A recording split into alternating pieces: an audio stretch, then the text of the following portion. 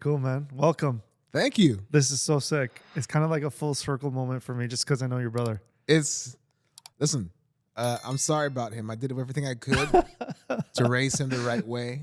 You did well. I actually named him. Did he tell you that? No, he didn't. No, because I was 6. I was almost 7 when he was born. Okay. And he was a Christmas Eve baby. Yeah. And actually, I was in St. Kitts with my dad when he was born in Toronto with my mom. And then they're like, what do you want to name the baby? And I was like, Jason. And they're like, I don't know why I chose Jason. It was, what was it? It was 83. I don't know. Was Friday the 13th out back then? Was I don't know. Maybe. Was I worried about him becoming like some kind of goalie mask wearing? I don't know. But I remind him all the time that he is who he is because of me. I made you. Well, I didn't make you, but I named you. I named you. Yeah. And I can take it back. So how we usually start is we say, what's your name, how many kids you have, and what do you do for a living? And then we go from there. All right. I am Anthony Q. Farrell. I have 2 kids. For a living, I'm a TV writer, producer, showrunner. I got a lot of slashes. I direct a little bit. I act a little bit. I don't know. I'm just hustling. That's man. it, doing it all. Yeah. Talking about names, I heard you had to change your name just to get into the industry. Hey? People are always like, because I go by Anthony Q. Farrell in the industry. Yeah. People are always like, oh, what does the Q stand for? And there's no Q. You heard it here. There's no Q. Get out. So is that like It's fake. false? Yeah. My middle name is Christopher. So we got I don't know what website I saw it on. I think it was like not Discogs, but like one of those sites where IMB. IMDb? Yeah. It says he added the Q because there's another Anthony Farrell, and No. you wanted to separate yourself from that. Fake news. Oh God, we got to like I get know. on that. IMDb is crazy because you'll put it up and then you'll be like, hey, can I change that? Because it's wrong. And they're like, it's up. You're the one who made that. You wanted controversy and get your I love buzz. I love controversy. I love tea. I love spilling it. I love sipping it. I'm all about that gossip. But this one in particular, I had a friend who would kind of like jokingly call me Anthony Q. Farrell, man of the people, kind of like John Q. Public. Yeah. And it made me laugh. I was like, oh, that's funny. So I started using it for my stand-up. Like when I do stand-up, I was like, oh, introduce me as Anthony Q. Farrell. They're like, why? I was like, just do it. So then I started going by Anthony Q. Farrell when I do stand-up and stuff. And then when I started writing scripts, I was like, oh, you know what? I'm going to keep it. So there wasn't another Anthony Farrell. It was just that I kept it because I liked the sound of it. And then it just stuck. Once I got my first real job, they're like, do you want to keep your middle initial? I was like, yes, please. So there is some truth to that. Some truth to it. That's cool, man. Yeah. So at what age did you know you wanted to do this for a living? Oh, man. I think deep down, I knew when I was like 10 years old, when That's I was cool. like 9 or 10 years old. But I didn't think it was an actual career that I could actually do. Do you know what I mean? Like, Yeah. I think from a young kid, I was a kid who moved around a lot. Like my family's from St. Kitts and Nevis, and I was born here in Toronto, but we moved back and forth quite a bit. So Cool. by the age of 8, I had been to 1, 2, 3, 4, 5. I've been to like 6 or 7 different schools. Wow. So I was always that kid that had to like, okay, I got to make friends quick. I got to find a way and do something funny, whatever it is, right? So when I was like 9, 10, I remember doing speeches. Like, you go do speeches in front of your class, and then if you did a good speech in front of your class, you'd go down to the gym, you do your speech for the whole gym. I loved being the kid that chosen to go down to the gym. Cool. And my speeches were always a little bit funny. So, and even like my grade 6 speech, I remember it was about my Saturday nights. And I had a little remote control that I'm pretty sure I stole from the house. I'm sure that people were in the house were like, where's the remote? I'm sure people were mad like for a full week because I had it at school. But I was just like, oh, at 8:30, I'm watching Golden Girls. And then they think I'm asleep, but I get back up, but I come down and watch Saturday Night Live, like whatever. I do. So from then I was like, oh, I like the feel of entertaining a bunch of people. And then I kind of did it a little off and on. Like in high school, I did some theater and that kind of stuff. But in my head, it was like just a kind of a hobby. You know, you're a kid of immigrants. You don't think of that as a career. You're like, okay, I'll get a job and then I'll get to do that for fun from time to time. So that was kind of the plan. Like even when I was coming up, when I went to university, I was taking theater and math. Those were my 2 majors. I was good at math. My parents were accountants. You know, my brother is in finance. You know, most of us are good at math, right? So the plan was to become a math and drama teacher. Cool. I was gonna be that cool high school teacher, like, here comes Mr. Farrell. Hey. He's directing the school play, and he's also like teaching us calculus. What a cool teacher! Like that was the plan. And then we were just talking about this. Like during university, I was acting in plays professionally. I was getting brought to do summer stock theater, and I was in Vermont because one of my professors had a theater in Vermont, and he was like, "Come down to Vermont and be a part of the shows for like the summer." And I was like, amazing. My mom came down and watched it, and after she saw one of the shows, and this is like, I'm doing shows with people who are on Broadway regularly, so It was like a really good regional theater. She's like, "So you're doing this, huh?" And I was like, "I think so." And she was like, And that grunt of like, that, she didn't say, "What's wrong with you? Yeah, you mash up your head." You know, there wasn't any of that stuff. It was like, And from that moment, I was like, oh, there's an opening. And when I went back to school, I focused more on the theater and less on the math. And then I ended up finishing university, and then I went to this thing called Humber Comedy School. And for a year, I did stand-up, improv, sketch. We had a clown class. We had a shtick class. Like it was a year of like intense, like just doing the job, right? Just trying to figure out how you're funny, how to relate that to an audience in a bunch of different ways, whether it's through a sketch, through stand-up beats, through clown pieces, through whatever. And then that led to me being like, okay, I'm gonna try and make it happen. Could you have done it without going to school for it? Like, what advice would you give to those wanting to get into like stand-up and being a writer in film? And I think a lot of people could do it without school. A lot of people do it without school. A lot of people end up like doing a career. Like I've talked to a lot of writers who this is their second or third career now, right? Like I know writers who were in marketing for years. I know writers who were in statistics and being a statistician for years, writers who were in like sciences, engineering for years, and then they decided, you know what? I don't want to just be doing this for the next 40 years. I want to at least try and see if I can get out there and do what I want to do. And there is some schooling, I would say. You don't necessarily have to go to university for like 4 years or to go to college for a 1 or 2 year program. But there's a lot of different programs that they have, like especially if you want to write or act or any of those kinds of things. Like if you look at Toronto, Vancouver, there's a lot of places like the Canadian Film Center.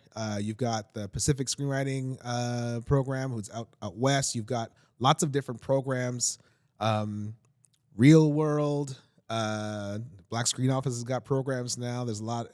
Indigenous Screen Offices got programs. There's a lot of different places you can go to where you can learn from people who are actually doing it and try and figure out a way to get into the business. So cool. I'd say, yeah, what I would do is before you go to school, check in with people who are doing it. Find the people who are doing it. There's a lot of ways to do that. There's a lot of online forums, there's a lot of parties and clubs and things to go to meet and network with people. Go to TIFF, go to the film festivals, go to any of those places, meet people, and then find out how they got in and see what works best for what you do. Because I always tell people, like, the starving artist thing, I wasn't trying to be a starving artist. Like, look at me, I'm not starving. Like, you know what I mean? Like, I made sure I had work. I made sure that we had day jobs, we were taking care of ourselves, we had money to pay bills, and then I would do the art on top of that. Like, for me, that worked. Like, I couldn't focus on, like, it's hard to focus on art when you're trying to find food. You know 100%. What I mean? Like, so I always tell people, like, don't like find a way to take care of yourself and then get into the art on, like, you know, and then when you can progress to the place where you are doing it full time, that's a blessing. That's like great. You can do that, but it's not going to happen overnight. Sure. But don't kill yourself trying to get there. Of course. Did your parents support you at that young age, like, or did they have expectations that you do something else? It wasn't about support. It was, there was support. Like, 'cause I do feel like they would come to shows, they would come see stuff. They'd be like, "Oh, okay, yeah, you know, he's funny. He's all right." You know, my whole family would be there. Like, my whole family would come to things and see me do things, and they, you know, there's always supportive. And I think it, you know, for some of the younger siblings, it also like let them know, like, oh, this is like you don't have to kind of follow the same road. Everyone can kind of just go down the path that feels the best for them. And I tell my kids the same thing. It's funny. We were talking about how when I was growing up, you don't think of this industry, like the entertainment industry, as like a viable career. Or you think of like, oh, I'm going to become an accountant, I'll become a teacher, I'll become doctor, nurse, whatever it is. But for my kids, almost their entire lives, like my 17-year-old, I got my job writing on The Office 3 weeks after she was born. So almost her entire life, I've been a working artist, paying bills.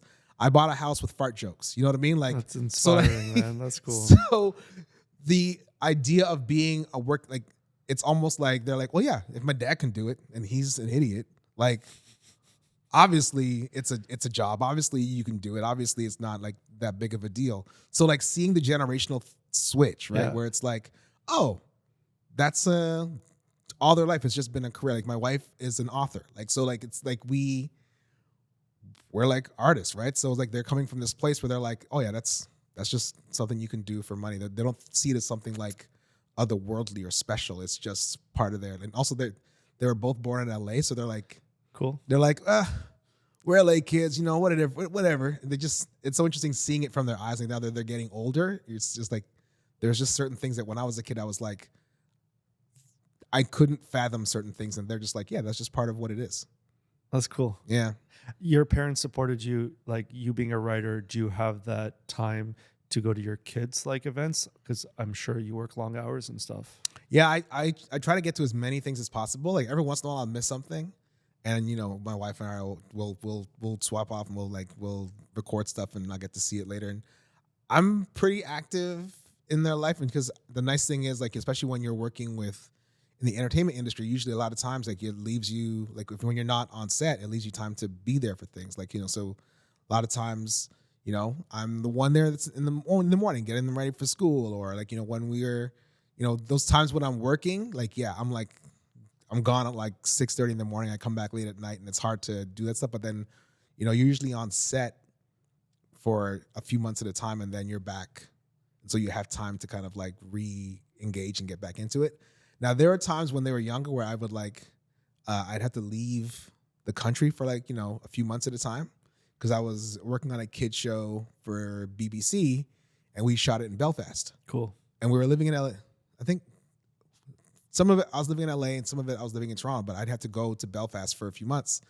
And like, that's always like hard because it's like now your partner's home with them by themselves. And if for some of it, I'm trying to think, for some of it was Jeanette working full time at the same time. Like you know what? Jeanette was working full time when I left LA for a few months to come to Toronto to work on Little Mosque on the Prairie. Cool. So Jeanette had full-time work, 3-year-old daughter, dealing with that while I'm in Toronto, like hanging with all of our family and just like living the life. And hey, I'm on Facebook with me, I'm making TV. And she's like, get your ass back. You need to get back home right away. And it's funny, that was the first time I was away for a chunk of time. And when I came back, my daughter was like, oh, now you want to be friends? I was just like, oh, it just ripped my heart out. It was just like the hardest thing. And then later in the career, I had to go do more of it for Belt. And it's the same thing when you come back. And it's funny too, because you try to connect when you're gone, because like for me, I was so far away and I wanted to like talk to them, and they don't want to talk to you on FaceTime. They don't want to, they're like, it's just like, hey, what's going on? They're like, oh, hey, all right, bye. I'm like, no, tell me everything about your day. And they're like, now I'll see when you get back. It's like, oh, it was heartbroken. So it's hard, but again, it's one of those things where it's like, as a writer, someone who wants to like live out my dreams, but also make money to feed your family, feed your kids, like you have to kind of sacrifice sometimes, and that's part of the game sometimes. Does she have family that was able to support her while you were gone? When we were in LA, it was hard. Like we had friends. We didn't have family in LA. Okay. That's actually one of the reasons we moved back. Cool. Because it was like, we moved back 2017. You know, we were in LA, but America was getting kind of Trumpy. And it was also like, the gun situation down there is crazy. Like at the time my daughter was 10, my son was about 3, and we would get calls from the school like, hey, there's an active shooter in the neighborhood, so we're on lockdown. Wild. Like, casual. Yeah. I was like, this is not right. We shouldn't, like, why is this a thing that you have to call me about? This is madness. And then having to explain to my 3-year-old son why he couldn't trust every police officer. And like, you know, it was just like the Black Lives Matter. So we're just in a place where we're like, obviously Canada has problems. It's not perfect, but like we felt more comfortable raising them here. And also like money wise, like there was healthcare, there was like the schools here, like they're just like, you don't have to pay an arm and a leg to go to high school here. Like if you wanted to go to a good school in LA, you have to go to private school. And like now I'm paying university tuition for 4 years of high school and then university tuition for 4 years of university. This is like, for me, it was madness. And then also free babysitting here. Like when we got back, it was like, I'm sold. Yeah. It was like, when we got back, it was like, oh, people would drop by the house and just be like, hey, what's up? And I'm so glad you're back. It's like, me too. Hey, we're going to go watch a movie. It's like, you good with the kids? It's like, bye. It was like, so it was great. And the kids loved it too. We had a dog that was a rescue from Long Beach. When he got here, he was all happy. His first time seeing snow was like wild. That's cool. It was great. The kids too, like, they had visited Toronto during the winter, so they'd had some snow experience, but like being here for a full winter, I was like, oh yeah, you guys are gonna be all right.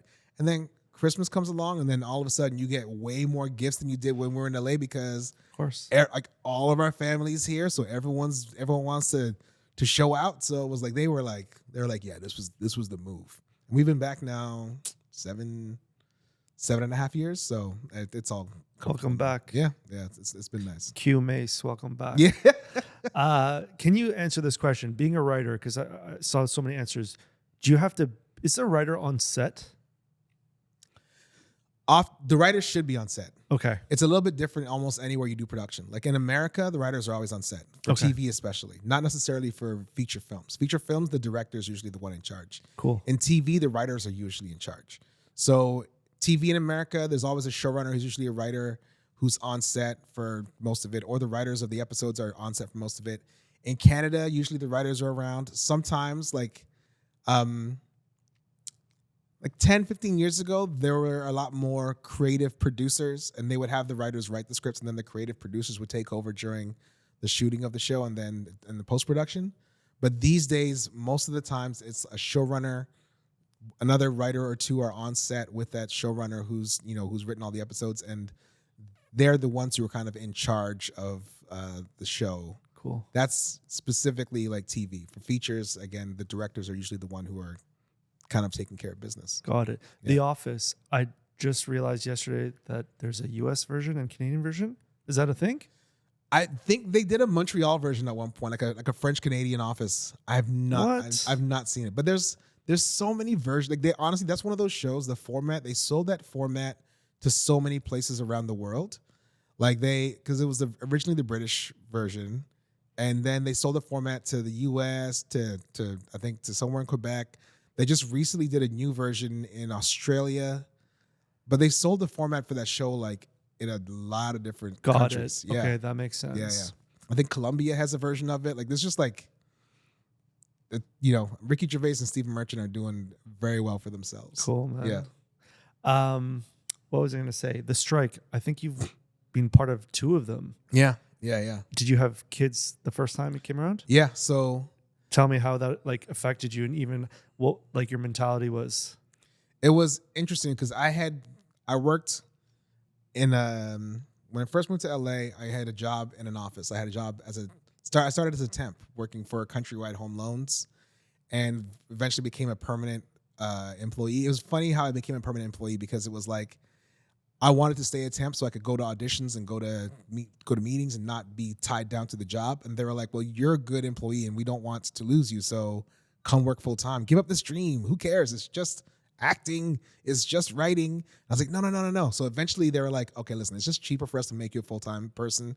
You can still go do your auditions. You can still go do your meetings. It's all good. So I working full-time at Countrywide Home Loans, get the job on The Office. Now I'm leaving an office to go work for The Office, which was wild. And I start writing on this show. It's 2007. I'm meeting everybody. It's great. We're making episodes. I'm about to get my own episode to write. And then we go on strike. And I'm thinking to myself, oh, wow. And they were like, it's going to take a couple weeks. It's not going to be a big deal. And I was like, okay, well, you know what? My daughter was, when the strike started in November, so she would have been 6.5, almost like 7 months. And so I was just, taking her to daycare. And of course, in America, like my wife got 3 months off before she had to go back to work. Wild. So, I was taking care of her, during the strike where I was taking her to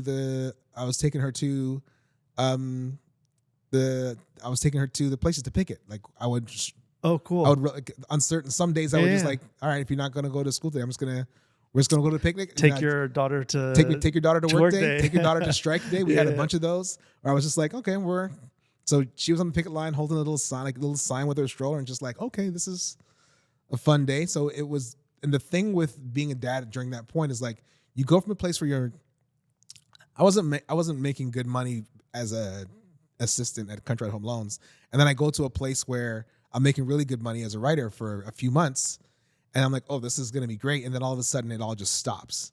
Does the money stop right away? Oh yeah, or is right, it it like just, yeah, they're like, $0, or do you get something? no, you get nothing. It's Wow. just like they're not paying you because it's the strike, right? Okay. They're like, no, we're done paying you until you come back. And my wife was working, I was working, and then we're like, it's going to take 2 or 3 weeks for the strike, and then we'll be back. 100 days, the strike lasted 100 days. And now it's like January. I'm starting to look like maybe I should go back to my old job, but I couldn't because it was right when the housing crisis happened. So everyone in my department had been laid off. Crazy. So I was like, okay, I can't go back to my old job. Maybe let me see if I can go to Starbucks or do something else. So I start like looking for work again. Like I was like, all right, this is until this strike is over. I don't know when it's going to be over. And then thankfully the strike ended right in, I guess it was February. It ended, and I could go back to work, and then it was good. But it was that time of just like, okay, well, I got to feed this child somehow, and if we're gonna be on strike for the rest of time, like, who knows how long this is gonna last? And then it was interesting because being on strike and being down in LA and walking the picket lines, you're meeting so many people, and a lot of the writers, some of those writers were around for the strike that had happened before that in the 80s. So you're talking to them, and they're like, listen, this is what it is. Sometimes we just gotta, just put up or shut up. You gotta walk the beat and just kind of let them know we're not gonna get pushed over, right? So especially with what we were talking about, like streaming coming into effect, and they're like, oh, that's just the internet. You don't want any part of that. The internet's not gonna be important. Streaming is not gonna be a real revenue source for anybody. Why would you want a piece of that? And we're like, we think we're gonna want a piece of that, like having to strike for that. And thank goodness we did, because it's like you see what almost 20 years later, we see what's going on now, right? Like all the traditional networks are now trying to get into streaming, so it's crazy. But that was a wild time, especially as a dad, just being like, okay, well, I gotta forget about me. I gotta feed this kid, and there's no money coming in now. And they always tell you like, oh, it's just another day or two, another couple of weeks, we'll be done soon. Like, you've been saying that for like 80 days. Yeah. Like, is this actually are we gonna go back to work? Like, I just started my dream job. Are we gonna get back to it or no? So it was wild. And then this last one lasted even longer. And it was just like, this one affected me less because obviously I'm in Canada now. But it was just one of those ones where it was like, I have a lot of friends who were dealing with like, it was even worse because, after COVID, that happening, there's work was already kind of like dwindling. Yep. So it was real rough on a lot of people. The first strike, and you said you had your first episode. Did you write the episode while you were on strike, knowing you'd come back or not knowing? So you didn't do any writing? We couldn't do it. So what happened? So we were in a place where we had The Office. They wanted like 30 episodes that season, which is why they had to build up the writer's room. And we were in a place where we were kind of like, we got to a place where it was my turn to get the next script. My turn, and two writers hadn't gotten scripts yet. It was myself and another guy named Ryan Coe. We were both like new writers. It was our first year there. And we were about to get scripts. We were about to get episodes. And they're like, we'll give it to you when we get back. We can't assign it to you now. Oh, you were like in limbo. Yeah. So we were just kind of waiting. And then when we got back, because it had taken 100 days, they had contractual obligations to the other writers who've been there longer. So we didn't get a script that season because the strike kind of took us out of contention. So there were other writers who had contractual obligations where they had to get 2 written episodes for the season. Okay. So then it was like, we were kind of like, okay, well, we're the lower people on the ladder. So we just kind of had to like wait until the next season to get episodes. So season 4 is a shortened season. It doesn't feel shortened because there was like 18 episodes that season, but we were supposed to do 30. Wow. And then we ended up doing 18. And then a lot of other shows that were supposed to do 20 ended up doing like 10 or 12. So it still feels like a fullish season, but it was like we didn't do as many as we were supposed to. And then in season 5, we ended up doing 28 or 29 episodes. Yeah, it was wild. That's sweet. Yeah. When you're writing, how much detail are you going into? As much as possible. Like, I think the writing is a blueprint for the set, for the stage, right? Like, you want the writers, you want the actors and the director and the crew, everyone needs to know what's happening because their department has to prepare. They have to prep for that on set, right? So we try to get as much information in there as possible, whether it's like, you need to know where the scene is happening, what props you're going to need, which characters are in the scene. The dialogue has to be there for the actors so that they know what's Got it. We literally like script out everything, like interior, office, kitchen. Creed is standing by the sink, and Kelly comes in with a map of Russia. Like, we know whatever it is. Like, we need to know all those and then Creed says this, Kelly says that, dialogue. So you have to put all that stuff there because they need it to know what to do. Got it. And then of course things will change and adjust as you go. Like, there's notes and there's people will pitch things and it just kind of gets better and stronger every single time. We'll improvise a little bit, but you really have to have the blueprint. Otherwise, you won't even go to set until you have that ready. Yeah. That's pretty dope. I actually really like writing. We had a music video that I shot for like one of my songs. Oh yeah. And I wrote it like, honestly, time frame by time frame. Like, I put like 0 seconds to 20 seconds. This is where we're shooting. This is what's going to happen. It's kind of fun. Yeah. I kind of like it a lot. Do people ever come to you and be like, hey man, I want to pitch you this idea? All the time. And I'm okay with it. I feel like I wouldn't be where I'm at if it weren't for other people helping me out, right? Cool. So I'm always like, listen, I'm happy to help people whenever I can. And for me as well, like as a writer, one of the things I've started doing, I've created my own little production company, because here in Canada, like, if you want to control your own IP, your own intellectual property, you have to have a production company to do that. Okay. Because the way Canada works is that the only production companies can own IP, and then you can sell that IP to a broadcaster like CBC or CTV or Crave, whatever it is, but the production company has to own the IP. That's the way it is in Canada. Okay. So if you're a writer, then you want to own your own material, you have to have a production company so that you can. I see. Otherwise, you have to kind of sell it to a production company, and they'll own it, but you'll still work on the show.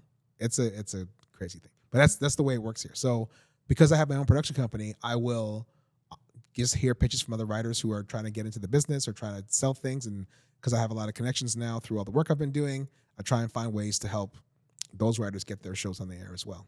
That's pretty cool, man. Yeah. Your kids, do they want to follow in the same direction as you? Yeah, like they're really artistic. And I don't know, like, I think the older one, I think they want to get into some, like they both do a lot of theater. They both do like theater, and they make their videos, and they're into music. They're into and they're into like drawing and a lot more art stuff than I ever did. And to the point where I'm like, I don't know what they're going to want to do, like which one of these artistic endeavors are going to want to explore when they get older. So as someone who just wants to see them do something like with their life that they love, like, just try right now, like, you're young, try a lot of different things. And for the 17-year-old, they're going to be in university next year, right? And so it's like, do something you love, because if you do something you hate, then you're not going to do well. Sure. You're going to end up circling back and trying to find that thing that you do love so that you can do well at it. If you're doing something you love, you'll do well, because it won't feel like work. It'll feel like, oh, I get to do this cool thing. So I don't know exactly how they're going to get into it, but they both feel like they're very, very, very artistic. My son was just at my son was just showing off some like pictures he was drawing on his little iPad. So I was just looking at that stuff, and I was like, oh my God, this stuff is actually really good. He's got an art class, and they make videos, but they also they're a little bit sporty too. Like, my wife is like really good about like getting them into like a lot of different things. So they played tennis and volleyball, and It was so funny. Like, I feel like my son's really into sports where it's just him. I don't think he's into team sports. Okay. He tried to play basketball last year, and it was just the funniest thing because he was just like, he was just disengaged. He did not care. He was just like, ugh, we're going to basketball again? All right, cool.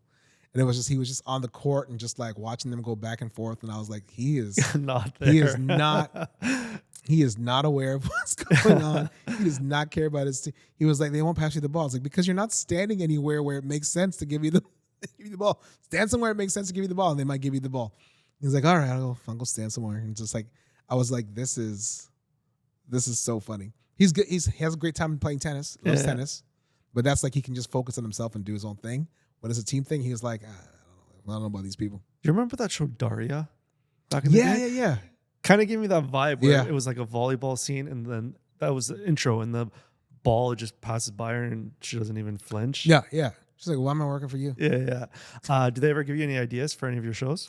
Oh my God, all the time. Yeah. Even some, you know what's interesting? Like, absolutely, they give me ideas. Like having a 17-year-old, a 10-year-old, and just having conversations with them. Like it informs dialogue for the characters that I'm working on. Like a lot of times, I'll just think about the way that they'll say things, and I'll use it in the stuff that I'm writing. But also when I'm writing things that I feel like, especially if it's family content, I'll let them see it just to kind of get a sense of like, oh, what do they like? What's going to work? And I use them as my own like little focus group. Do they inspire you? Yeah, absolutely. Like, I think it's one of those things too, where it's like seeing the things that they like and the things that they're into. They're into it because, you know, a lot of times their friends are into it, right? So it's like you get a sense of like what that age group is kind of doing. Like, even like right now, my 10-year-old is all about like anime and Roblox and those things. There's a lot of 10-year-olds that are doing that stuff, and it's just like, okay, that's interesting. So if I'm pitching TV shows, I know what this 10-year-old is doing, and I can be like, hey, here's a show that I think will relate to a lot of kids because they're all talking about all their little games that they're playing on Roblox, or like a lot of these kids are watching a lot of horror games too. I was like, there's a lot of scary stuff on Yeah. It's wild. And this might be weird, but like, can you ever give your kids credit or put them on the credits, or it's not like that? Well, I've actually technically hired them a couple times to be in some shows. Like, for instance, cool. Like my oldest, when they were like, there was an episode of The Office where there was a bunch of babies. It's called the baby shower. And literally most of those I think all those babies are just babies of people who worked on the show. That's wild. Yeah. So it was like a lot of just like, hey, you have a kid, bring him in. You have a kid, bring him in. We all brought our kids in. And then Steve Carell was just like holding babies all around the set. He was just running around like, okay, hold the baby over here. All right. Hey. He was just holding all. So she was in that episode of The Office. And then she did an episode of the Thundermans when I was working on the Thundermans. And then my son was in an episode of Parker Anderson. They just kind of because I think it's really important to take care of kids when they're on sets. And so I always make sure I talk like whenever I work with kids, I'm very good with the parents. I want to make sure the parents are there and engaged and working with things, and they understand everything that's going on. Because I don't want to have a situation where there's a kid working on one of my shows and they're like, they just hate it, right? Like, you shouldn't be doing this if you hate doing it. So when my kids are on set, I'm usually there to make sure that they're, having a good time, and like, just not being forced to do this just because like daddy wants you to be an actor. Like, that's not gonna be me. So it's one of those things where it's important for me to let them grow up, and if they want to do it, cool. If not, then that's fine too. They've both wanted to do theater at different times, so they've been in plays at different times, and it's been kind of nice to see them do that stuff. Like, that's how I started too, just doing theater. So, and when they're ready, we'll explore it for real. So when kids are part of, like, let's just say the film or the episodes, how much pressure is on them? Because first of all, memorizing lines, I know they have a sponge brain and they can, but that must be like hard. It's got to be hard. There's a lot of pressure because think about it. You go to a set, there's at least one, sometimes two, sometimes four cameras pointed at you. You have a bunch of lines you've worked on with a dialogue coach or with the other actors or whatever, like, or at home with your parents. Then you come to set, someone puts you in a costume that's not you. Now you got to play a character on this set and do all. And if you don't get it right, you got to do it again, and then again, and then again, and then until you get it right. And then it's like then you can stop. And the amount of money that's being poured into these shows, and so there's a lot of pressure, right? So I've had situations where I've worked with, you know, young kids, and then I always tell other showrunners, because I do a lot of training for showrunners. I was like, when you're working with kids, it's important to have other things to do, other things to shoot when you're working with kids, because you might get a day when there's a tantrum or they just don't want to do it or whatever. You got to be able to pivot, because you're going to have a bunch of people who are getting paid waiting for a 6 or 7-year-old to kind of chill out. And also, it's not fair to force that kid to chill out when they're dealing with something. You need them to let them go through that thing, right? Like, so there have been times when, like, you know, someone's like under a table and just like, all right, hey, what's going on?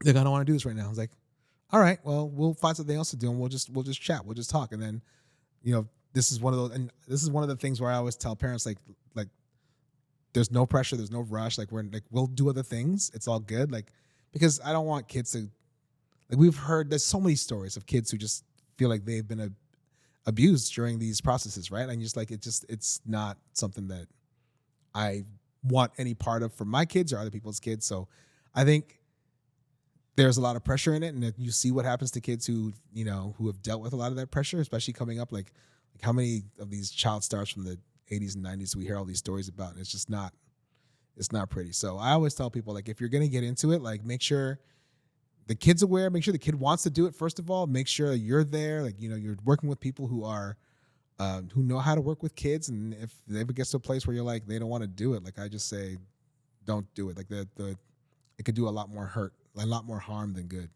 You mentioned dialogue coach. Do you think there's room, or are there already like positions where they manage the emotions of children? Yeah, like, I think the whole thing of like managing the emotions especially is like, you have to get them prepared, right? Like, I think when kids don't feel prepared, that's when the emotions get bigger and a little bit, things get scarier. But if you have a good person who's like a dialogue coach who will work with them and like say it like this instead of like that, and this person's going to do this, like, they know what's going to happen, then the environment becomes easier and more free, and then they can kind of do their fun thing, and then they're good. But if they're not prepared for what is going to be coming their way or how it's going to work, that's when it becomes more difficult. So it's important to have like directors and writers and crew members who understand how to work with kids, especially when you're doing those big like Nickelodeon and Disney shows. Like, I think it's important to create a space that's a good working environment for them. So is there a space, like, if, for example, let's say I was you and I have a production company and I want to start a sub company where I'm offering that service to the studio to say, hey, we're here to make sure the kids are, you know, under control and they can, you know, express their feelings, blah, blah, blah. And is there such thing, or is it just the role of the dialogue coach? No, it's the role of like, there's like, usually there's a bunch of people who are taking care of the kids on set. So there's like dialogue coach who helps them with their lines. Then you got like the kids have to go to school while they're on set. So they have teachers who are there just to teach them, like just to help them with like their homework and tutoring and those. So you have a tutor who's also on set.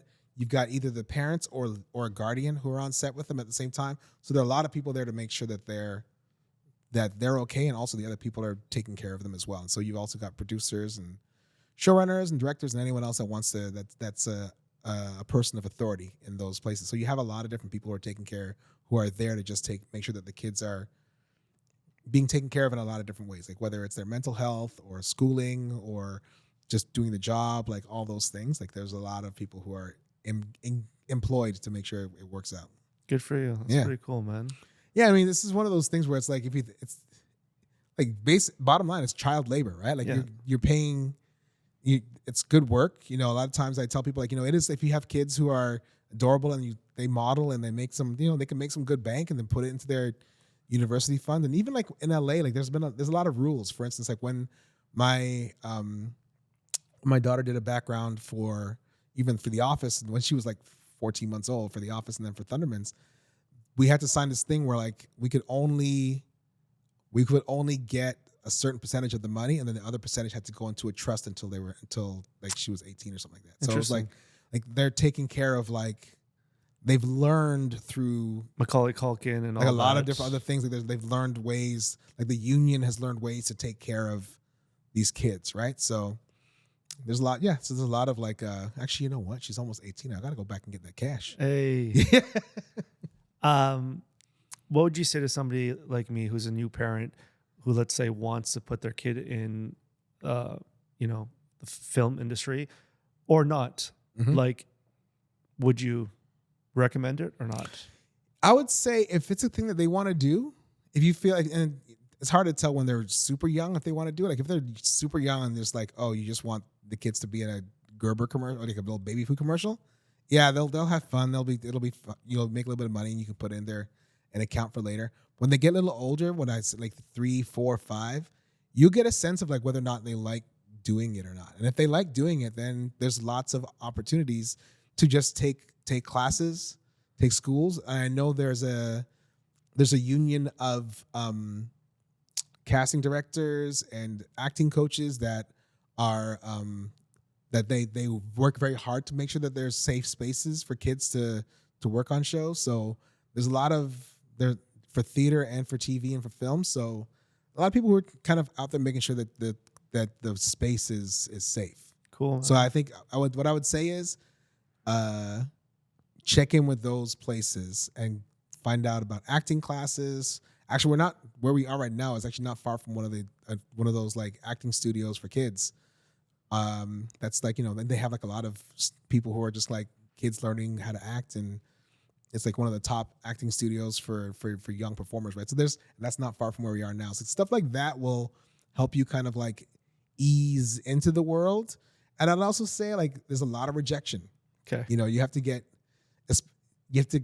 it's hard for kids because like you can audition for 100 things and then finally get one, right? And is your kid the kind of kid that's going to be like get rejected and feel like, oh, this is not good for my mental health because I feel like nobody wants me and they're going to take it personally? Or do you have the kind of kid like my 10-year-old things rolls off like they just roll off his back. He's just kind of like, oh, whatever, just going to move on. Cool. Do you have the kind of kid that's going to move, just keep it moving?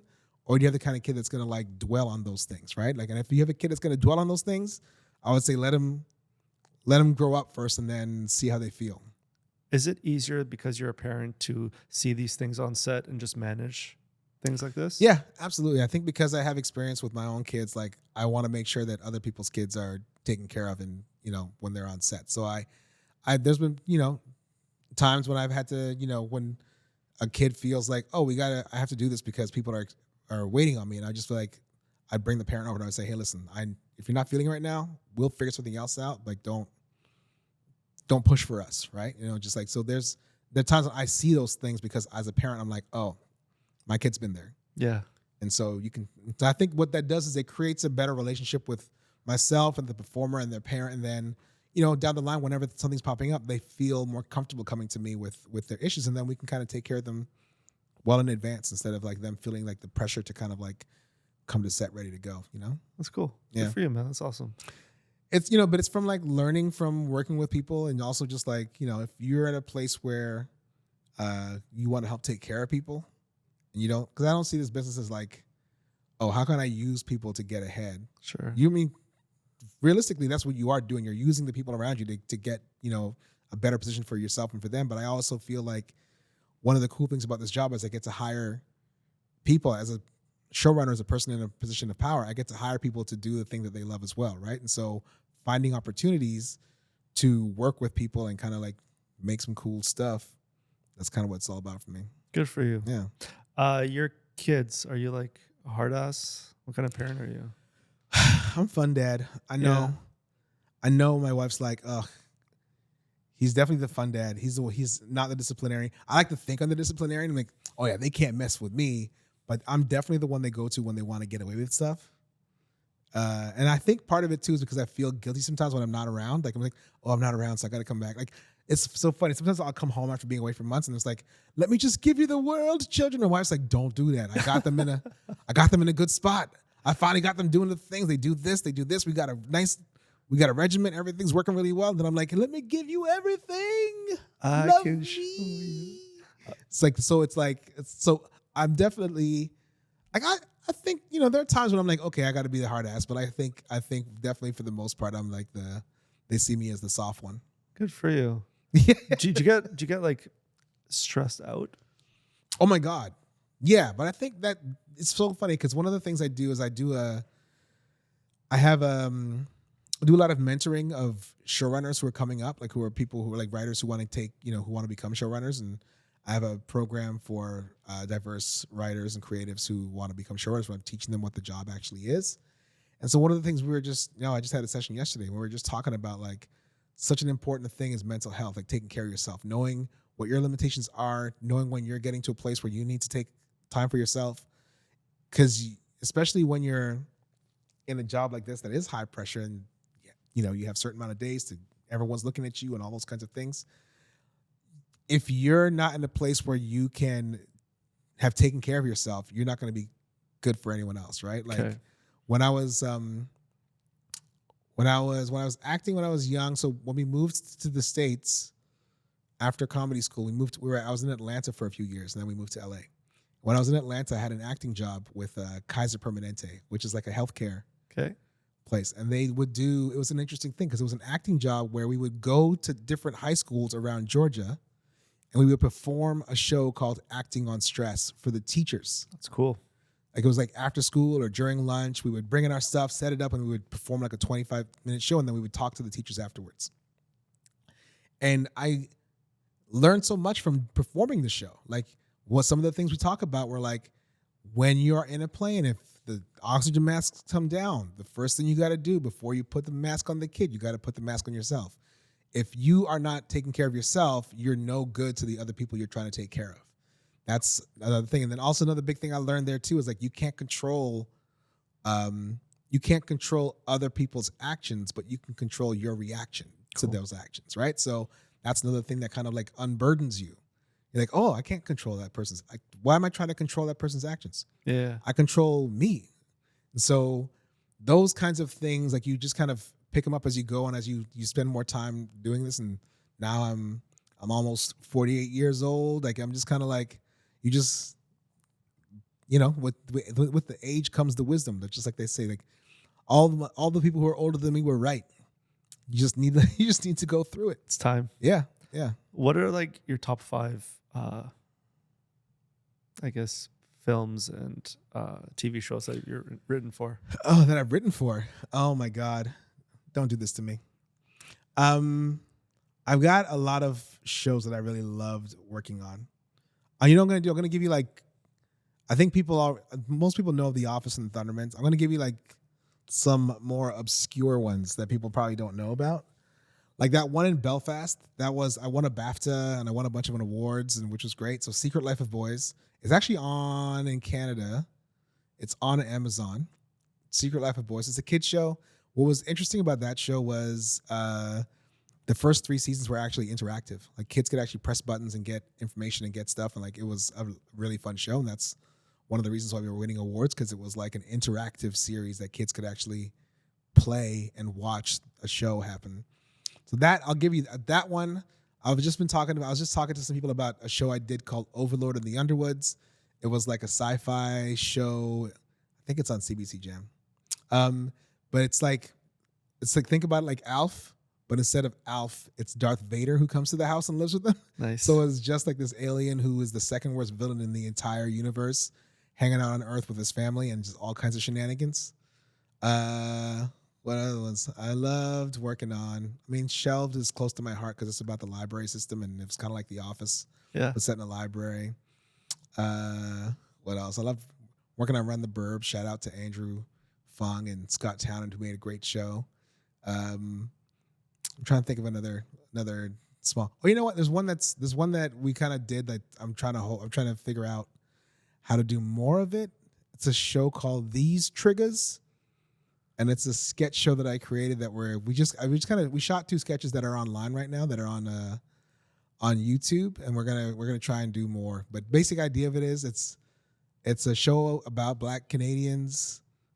By Black Canadians for everyone. It's about the specific triggers that Black Canadians deal with. So it's just a sketch show called These Triggers. These Triggers. Yeah. Catchy. Yeah. Thanks. So I'll give you those ones. Those are the 5 other random ones. You remember the The movie Office Space. Yeah, of course. That was my favorite movie, man. It's so good. I watched it so many times, like back in the day, and when working with your brother at IntelliTrade, it was just like, oh my god. Anyone who works in an office and watches it, when they're like, "Yep, I know those characters. I wish I could do those things. I want to smash that fax machine into a million pieces." I used to have, oh my god, I used to have fax nightmares. It was wild. I don't know why they don't make movies like that anymore. Oh man, like you know what? Like the system has become so different, and I think it's like partially it's like there's a studio system in America where they're trying to make billion-dollar movies, Okay.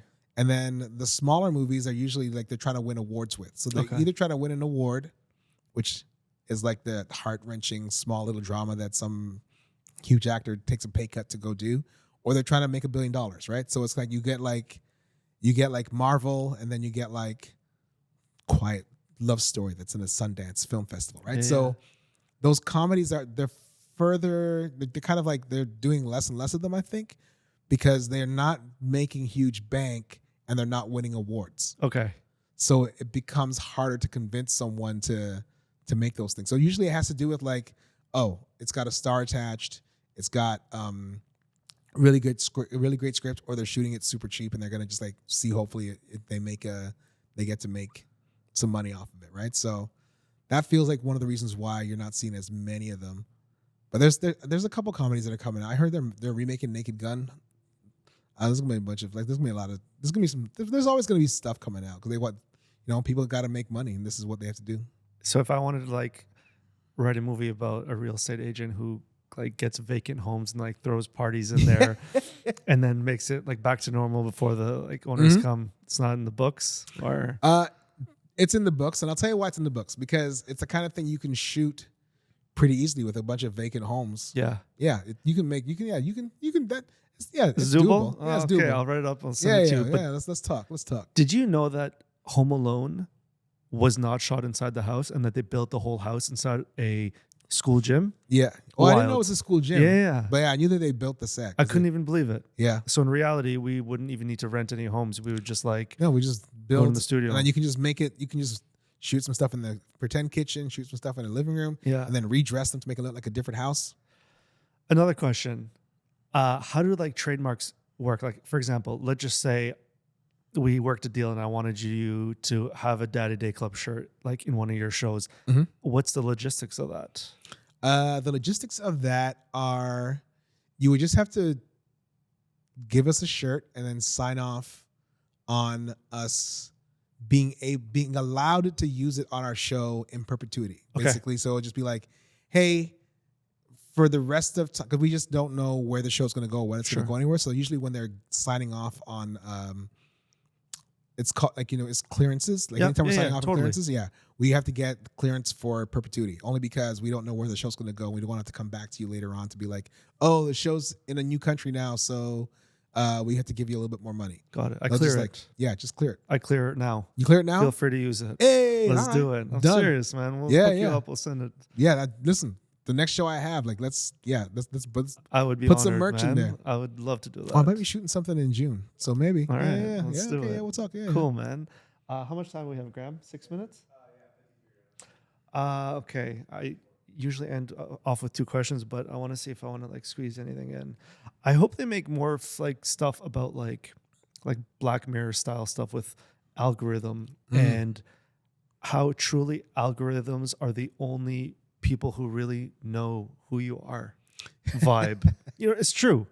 Yeah. Oh no, you ever see that? There's a sketch on SNL recently where a dude was afraid to hand over his phone because he didn't want someone to see his feed on Discovery Instagram. page. Yeah, and all that whatever. stuff. It was like, ooh, and then when he hands it over, it's like, oh my god, what are you even?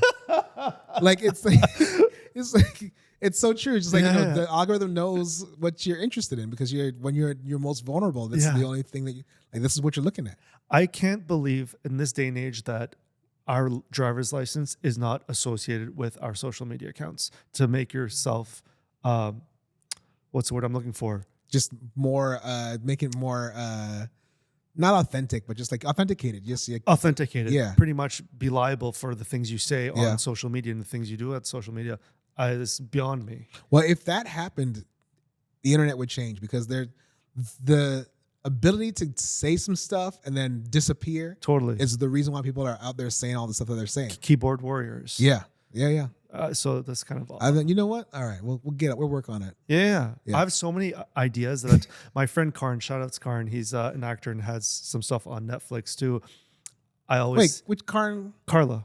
Yeah, I know Karn. Oh, come on. Yeah. That was Small World, man. Yeah. He was in that music video I told you about. Oh, he was in okay. it. Karn and I have the same agent, so we've been hanging out from time to time. Shout out to Karn, baby. What's up, Karn? Yeah, I love that guy. Yeah, Such he's a nice great. guy. Yeah. So I always shoot him ideas because I always just think of. I was helping stories and Karn with stuff. one of his ideas recently. That's cool, Yeah, man. yeah. Was it one of mine? Maybe he's like Maybe he passing took it one off. of your ideas. Hey, Oh, Karn. That's cool, man. Yeah, he's a nice guy, sweet guy.